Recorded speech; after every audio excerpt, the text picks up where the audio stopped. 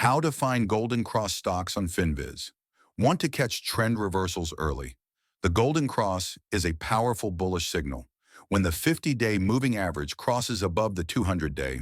And with Finviz, spotting these setups is fast and easy. Start by going to finviz.com and clicking the Screener tab. This is where you'll filter for stocks showing the Golden Cross pattern. First, under the Technical tab, set the 200-day Simple Moving Average filter to price above SMA 200. Then set the 50-day Simple Moving Average to price above SMA 50. This ensures the shorter-term trend is crossing above the longer-term one.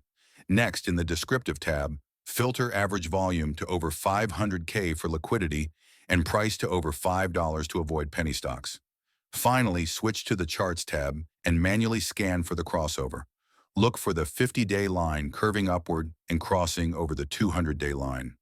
Now you've got a quick, effective way to find Golden Cross opportunities with Finviz. Thanks for watching.